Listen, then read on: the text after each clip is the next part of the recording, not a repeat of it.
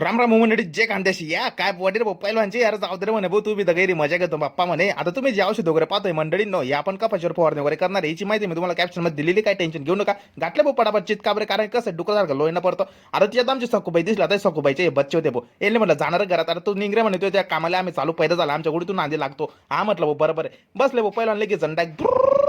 पोचलं शेतामध्ये आता शेतात पोचल्यानंतर देवाला पहिला एकच विनंती केली म्हटलं पाय देव बा मागा मूलची औषधी बाप्पा वरी कामं पाण्यामध्ये वाया नको घालतो रे माझा बाप मग टाके उके हलवली मग आता पंपाचा नॅरच ताण होता भाऊ हिच्यात ऑइल टाका तिच्यात पेट्रोल टाका मग हलवा कालवा आणि मग एका किकमत चालू गेला ओल्ड इज गोल्ड असंच नाही म्हणता भाऊ मग काय पाणी कोणी भरलं पण डायरेक्ट कपाशी तर उलटीन फुलटी होय ना त्याच्यामुळे ह्या पंप वापरताय भाऊ कारण की कसं आहे दोन फवारणी करायच्या म्हणजे दोन्ही फवारणी या पंपाने करून टाकू मग काम चालू झालं भाऊ टाका ऑइल टाका पेट्रोल तोपर्यंत देवाना दिली रे भाऊ डायरेक्ट खपकाची पाणी टाकीचं ना मग का पहिलं पडलं अरे वारं म्हटलं भाऊ घरी पडापट जेवण गुण कारण येऊ नका म्हटलं आता मी निघालो भाऊ घरी तर मित्रांनो कसं तुम्ही पण आता काही थांबू नका पाणी पडतंय तुम्ही आता फॉलो सबस्क्राईब करायला विसरू नका भेटू पुढच्या व्हिडिओमध्ये तोपर्यंत जय श्रीराम जय कांदेश जय हिंद जय महाराष्ट्र.